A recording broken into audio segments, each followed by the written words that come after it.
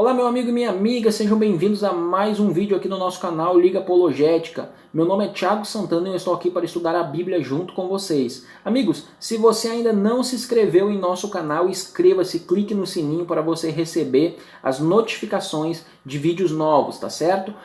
E você que gosta aí de estudar Bíblia hebraica e judaísmo, tem interesse em aprender sobre esta área, eu também tenho um canal no YouTube intitulado Estudos em Bíblia Hebraica e Judaísmo, o link estará na descrição, tá certo?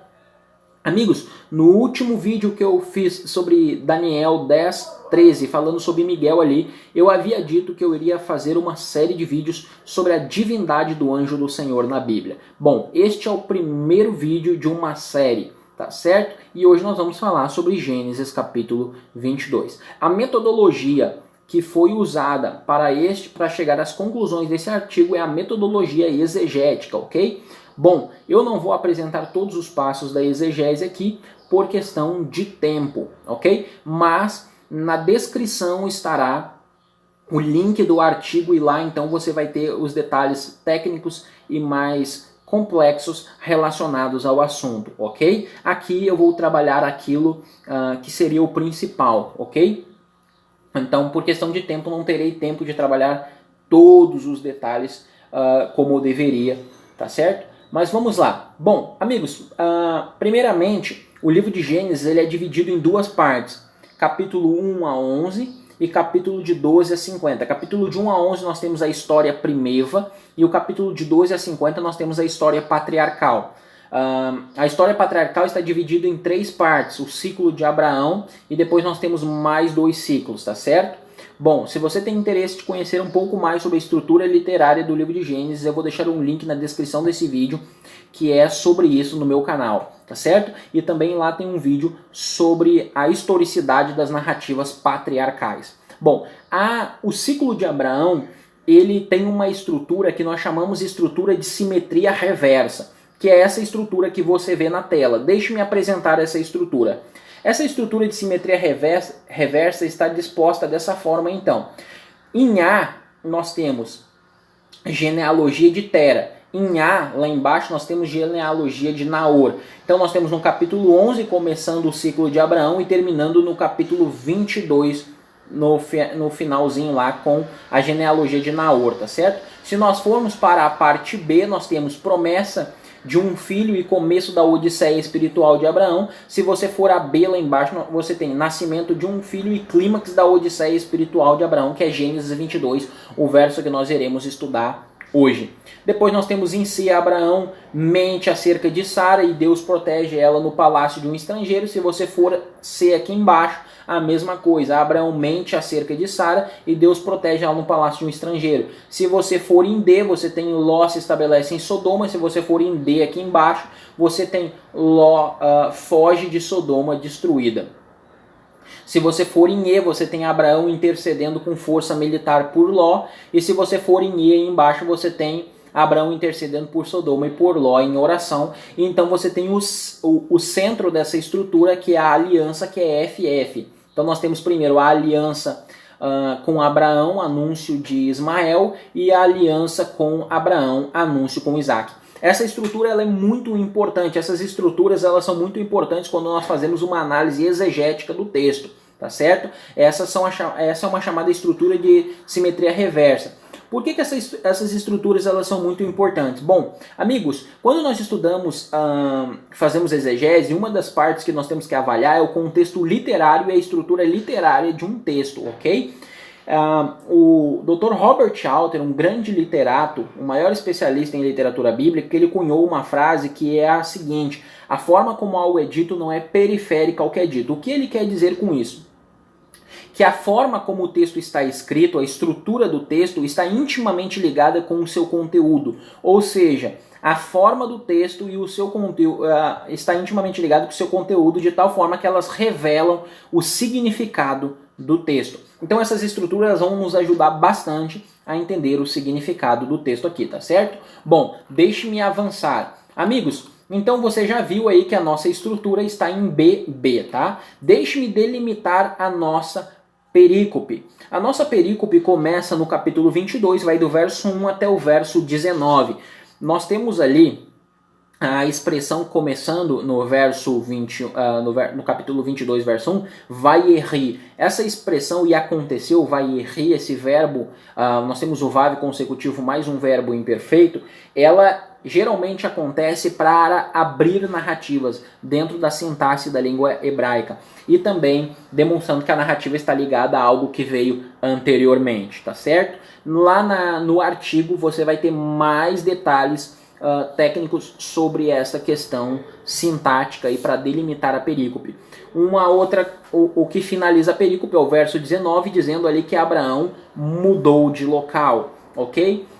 Geralmente essa também é um artifício, quando se muda de local, se muda de cena, se muda de contexto, então você tem um final de uma perícope. Então, nossa perícope, o nosso texto, ou seja, o contexto daquilo que nós iremos trabalhar, começa no verso 1 e se finaliza no verso 19. Do 1 ao 19, nós temos uma estrutura literária que é chamada de quiasmo. E esse quiasmo é muito importante de nós compreendermos ele. É esse quiasmo que você vê na tela aí. Nós temos em do 1 ao 2, duas frases importantes, que é a seguinte. Primeira, que é o Deus, né, falando com Abraão. Ele disse, Abraão, e Abraão respondendo, e disse, eis-me aqui. Se você for em tracinho lá embaixo, é o anjo do Senhor falando com Abraão, e diz assim, e disse, Abraão, Abraão, e aí Abraão responde, eis-me aqui, ou seja, existe uma correspondência com A lá em cima e uma correspondência com A embaixo. Se nós for do capítulo 20, se nós for no 22, verso 3 a 6, você tem, e tomou e foi ao lugar que Elohim, que disse Elohim, e depositou sobre Isaque, seu filho, depositou sobre a lenha, e tomou na mão fogo e faca, ou seja, para aí sacrificar o menino. Em 22, do 9 ao 10 é dito, e chegaram ao lugar que disse Elohim, e amarrou Isaque, seu filho, sobre o altar, acima das lenhas, e estendeu sua mão, e pegou na mão o cutelo para matar o menino. Então você tem outra correspondência. E o centro dessa estrutura, o clímax dessa estrutura, é o diálogo entre pai e filho, no verso 7 e no verso 8. É interessante, queridos, porque nós temos uma expressão muito importante que é o vaiomer, que nós temos o vav e mais, então aí, omer, que quer dizer disse. Então nós temos e disse, essa expressão ela aparece e disse, ela aparece 17 vezes dentro desta narrativa, do 1 ao 19. E aqui deixe-me fazer uma observação. Todas as referências bíblicas relacionadas a esse texto que eu citar são traduções minhas. Eu fiz a tradução, tá? Por isso que às vezes vai estar um pouquinho diferente da tradução, talvez se você pegar atualizada ou outra tradução, porque eu fiz uma tradução literal do hebraico. Então as traduções aqui são traduções literais do hebraico exatamente para nós percebermos esse tipo de coisa, ok? Inclusive quando eu estiver lendo o texto aqui, alguns versículos que eu vou ler com vocês, vocês vão perceber isso. Então essa expressão aparece 17 vezes, vaiomer. Ela aparece 6 vezes do 1 ao 6, ou seja, na primeira parte, e ela aparece mais 6 vezes do 9 ao 19, a segunda parte dessa narrativa que você vê aí. E no centro, no diálogo, ela aparece 5 vezes. Ou seja, o uso dessa palavra, a forma como essa palavra foi distribuída dentro da perícope, ela demonstra mesmo que o clímax é o diálogo entre pai e filho. Ok? Esta é uma expressão muito importante. Inclusive, essa expressão e disse, esse vav é o chamado vav consecutivo. No hebraico, quando nós temos o vav ligado a esses verbos de ação, nós temos a ideia do vav consecutivo. E quando o autor usa muito esses vavs, e disse, e fez, e isso, e aquilo, é porque o texto anda rápido. Ou seja, o narrador está acelerando o texto, de acordo com a sintaxe hebraica.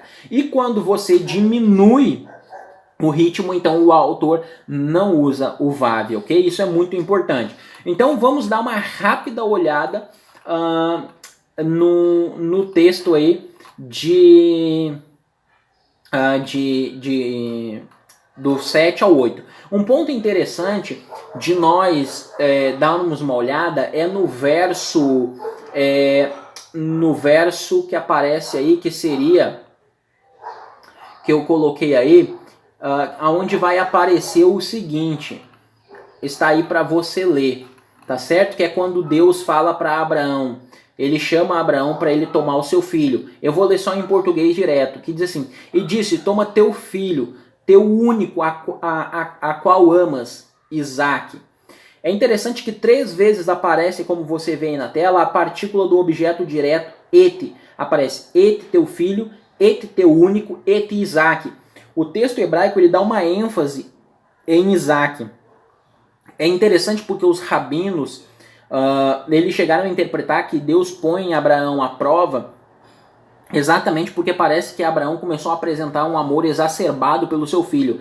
Então, Satanás acusando Abraão, então os rabinos chegam a sugerir que Deus pede o sacrifício de Isaque para ver a quem Abraão ama mais. Essa é uma interpretação. É interessante de ter isso em mente. O Targum Pseudo-Jonathan e o Targum Onkelos, como você vai ter acesso no artigo, eles parecem reforçar essa ideia.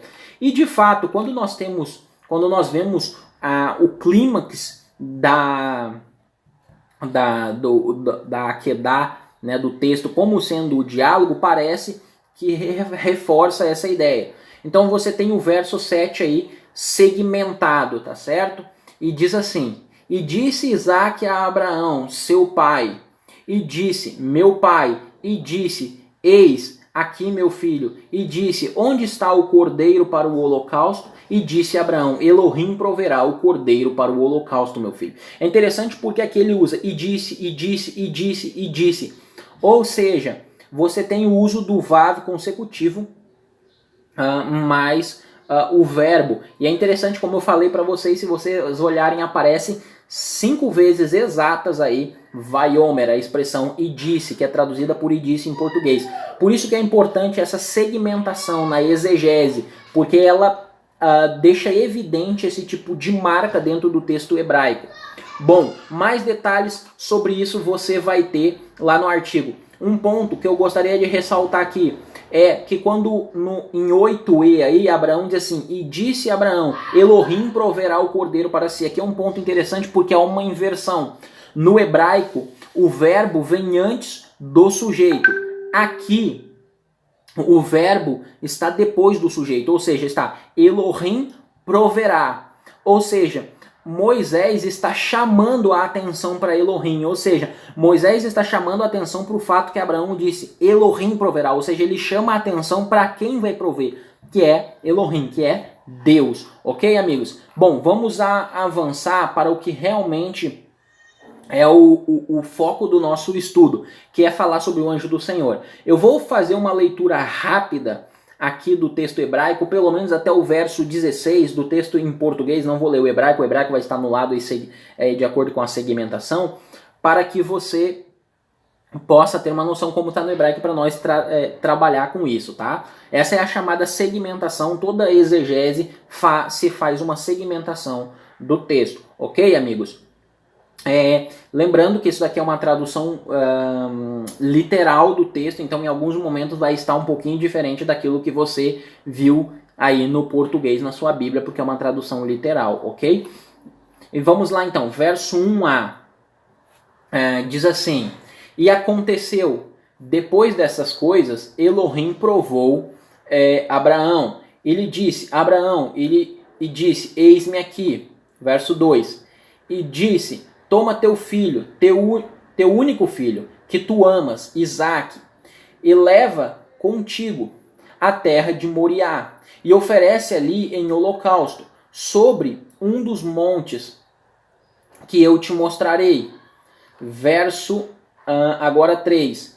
E levantou-se cedo Abraão pela manhã, e amarrou seu burro, e tomou 2 dos seus servos, Isaque seu filho, e rachou a lenha para o holocausto, e tomou e foi ao lugar que Elohim disse. Deixa-me fazer uma consideração rápida aqui. Amigos, é muito importante a compreensão do uso desses vavs consecutivos, porque você vê, e levantou em 3a, depois em 3b, e amarrou em 3c, e tomou em 3d, e Isaque seu filho em 3e, e rachou a lenha em 3F, e tomou e foi. E no verso 3G, aqui em 3G, na segmentação 3G, ele não usa o Vav, ele simplesmente põe ao lugar que Elohim. O que está acontecendo? O Moisés, ele descreve tudo de forma muito rápida, mas ele para exatamente no momento em que Elohim, que está se falando do local onde Elohim pediu para sacrificar. Isso daqui é uma tensão no texto, o narrador está criando uma tensão no texto. E aí ele diz assim em 4a, ao terceiro dia, não usa o Vav. Agora ele vai retomar o uso dos Vavs, e ele diz assim, e ergueu Abraão os olhos e viu o lugar distante. E disse Abraão a seus servos, fiquem aqui com o jumento, e eu e o menino prosseguiremos ali. Aqui ele não usa os Vavs em 5b, 5c e 5d. Por quê? Porque ele cria, de novo, o narrador, ele começa a criar uma tensão aqui.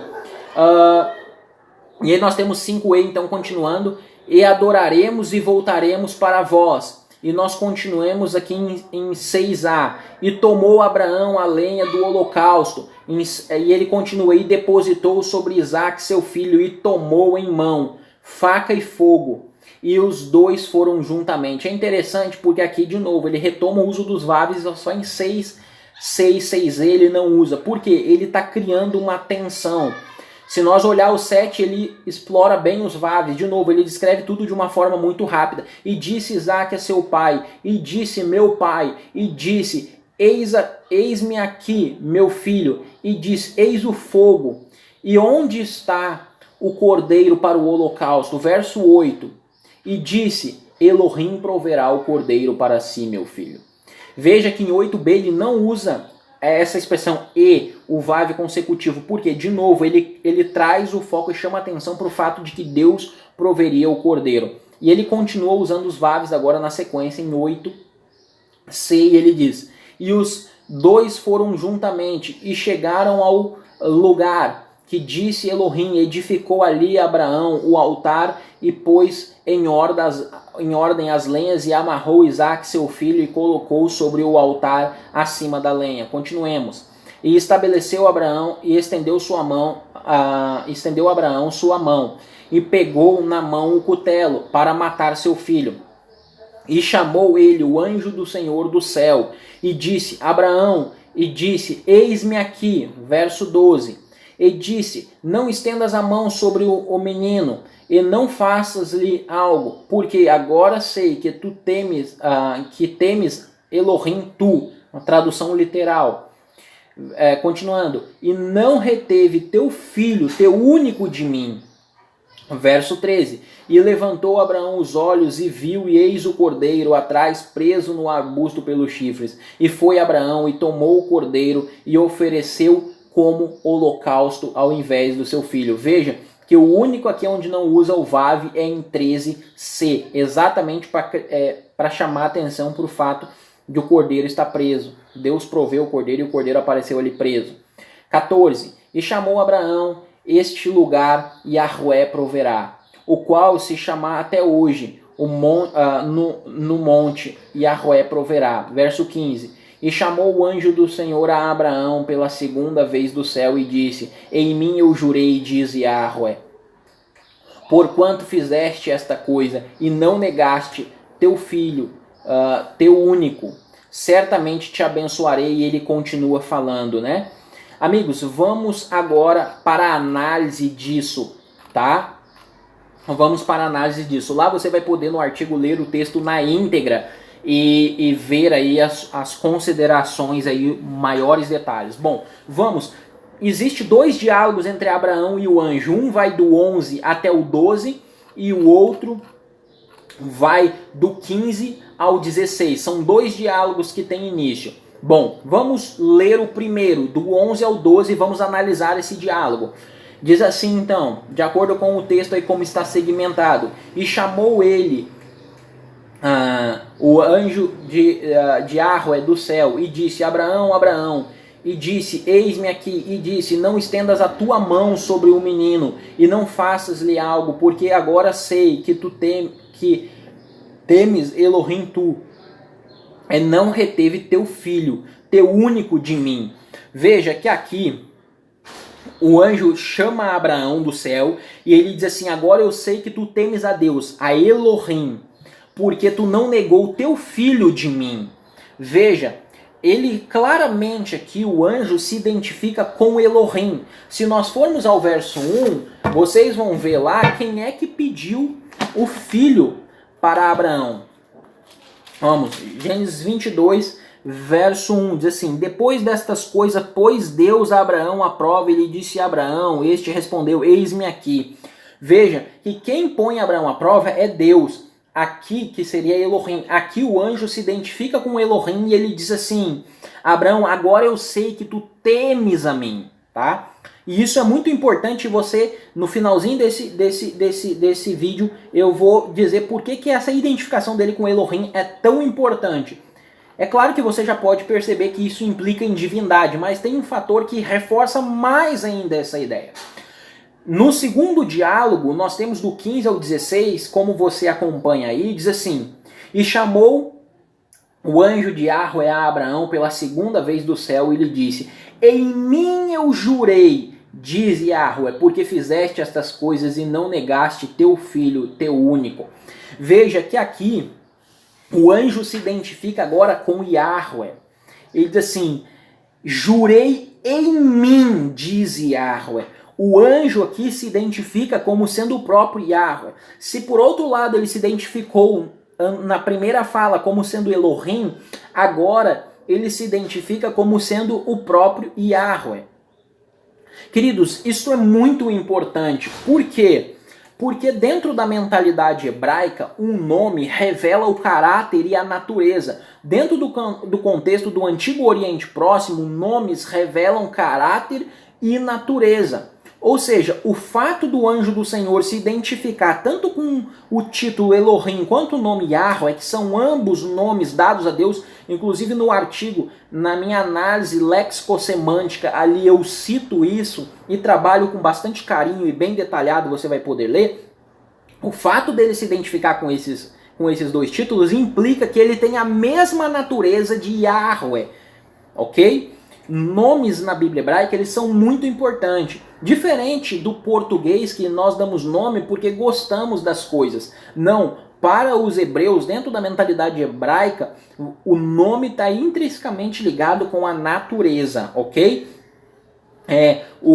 Inclusive eu tenho um vídeo no meu canal sobre esses dois nomes, Elohim e Yahvé. Eu vou deixar o link na descrição e você pode estudar sobre isso com mais carinho, tá certo? Perceba, então, que na primeira fala, o anjo se identifica com Yahvé, com Elohim, na segunda com Yahvé. Aí eu separei essa citação aí, e aqui no artigo você vai perceber que tem mais de 50 obras referenciadas, mais de 50 referências bibliográficas. Eu não vou ficar citando aqui para ganhar tempo. Então, se você quiser ver as referências bibliográficas, é só você ir no artigo, tem todas as citações lá de gramáticas, sintaxes que eu citei, autores que eu citei, tá tudo lá, tá certo?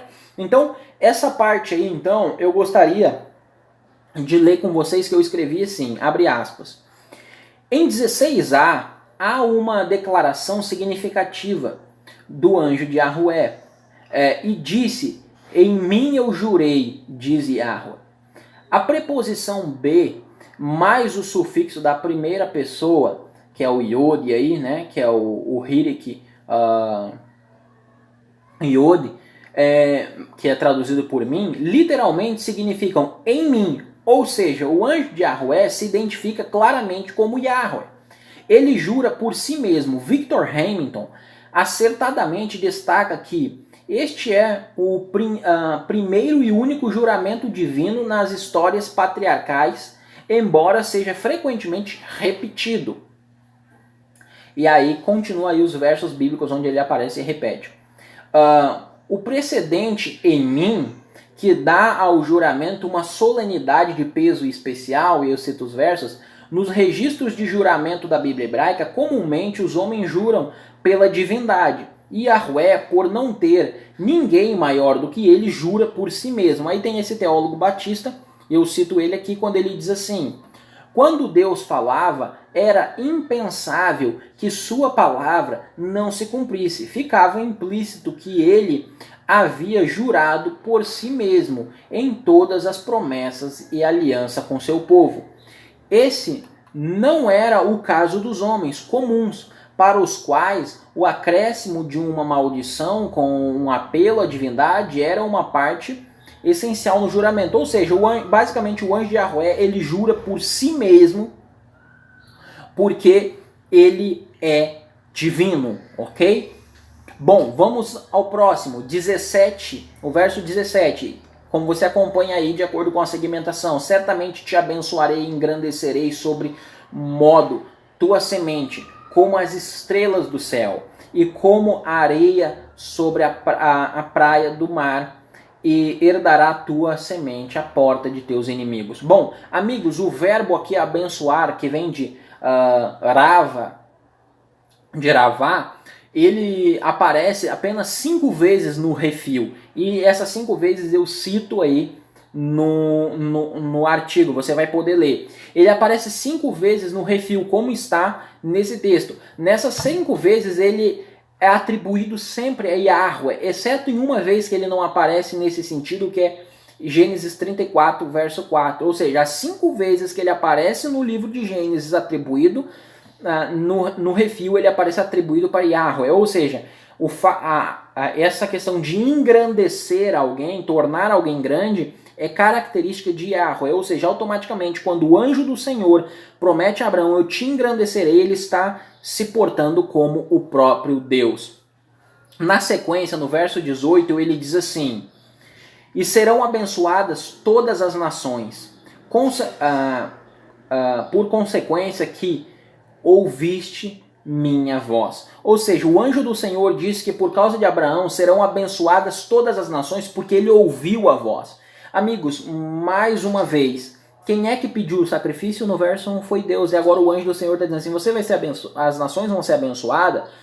Por quê? Porque você ouviu a minha voz. Ou seja, o anjo se identifica mais uma vez com o Eterno. Ok? Agora, amigos, essa estrutura quiástica que eu citei no início, ela é muito importante neste momento, e eu gostaria que você prestasse atenção nela junto comigo. Em A 22, do 1 ao 2, ele diz assim: ele disse a Abraão, e depois diz, e disse, eis-me aqui. Se você for a 22, do 11 ao 19, é dito, e disse Abraão, Abraão, e depois diz, e Abraão responde, e disse, eis-me aqui. Veja que quem fala em 22, em A 22A ali do 1 ao 2, é Deus. E quem fala em 22, do 1 ao 19, é o anjo do Senhor. De acordo com essa estrutura quiástica, o ser que fala no verso 1 e 2 é o mesmo que fala do 11 ao 19. Ou seja, lembre-se daquilo que eu falei para vocês. A forma como algo é dito não é periférica ao que é dito. Ou seja, a forma revela o conteúdo.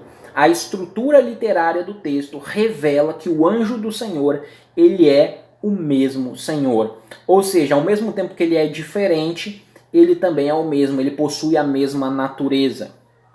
Ok? Nesse ponto, então, eu separei esta citação para vocês, para nós finalizarmos. Eu escrevi aí, então, o seguinte, abre aspas, o texto de Gênesis 22 apresenta uma multiplicidade de pessoas na divindade. O texto apresenta 2 pessoas distintas, com características distintas. Victor Hamilton bem observa que o mensageiro é quase indistinguível de Yahweh.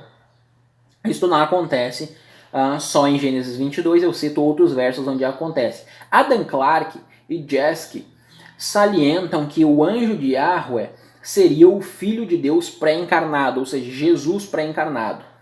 Continuemos. Esta sugestão é razoável e poderia ser aceita, embora o texto de Gênesis não deixe claro que o anjo de Yahweh é Jesus. Ele exibe claramente que o anjo de Yahweh é divino. Ou seja, embora o texto há essa sugestão, e ela é muito plausível, de que o anjo seja Jesus pré-encarnado, mas quando nós estamos fazendo exegese, nós temos que nos ater ao que o texto diz claramente. Uma coisa que o texto diz claramente é que o anjo do Senhor é divino. Isso está claro no texto. O texto exibe isso claramente. Então eu não posso ir além daquilo que o texto hebraico está dizendo. Mas há a sugestão de que seja, e ela é plausível. E aí um argumento que poderia ser lançado em favor disso, eu coloco aqui então para finalizar, que eu digo assim, abre aspas, a revelação bíblica tardia pode lançar luz sobre a questão. O texto grego da Septuaginta utiliza os termos Theos para Elohim, em 16c, e Kyrios para Yahweh, em 18b. O Novo Testamento usa esses termos frequentemente para se referir a Jesus. Em 2 Pedro 1.1, em Romanos 5.9, o termo Theos é usado para Jesus, assim como o Kyrios em Romanos, eu cito os textos de Romanos, é usado para Jesus. E aí eu boto embaixo então, assim, se tratando de dois seres distintos, é provável que se esteja falando do Pai e do Filho. Então, o que o nosso estudo parece evidenciar que esse ser aqui, o anjo do Senhor, ele é Jesus pré-encarnado e ele é divino. Amigos, esta foi a nossa primeira aula desta série sobre o anjo do Senhor, outras virão. Espero ter ajudado vocês, o link do artigo estará na descrição e lá você terá muitos outros detalhes. Lehitraot, até a próxima.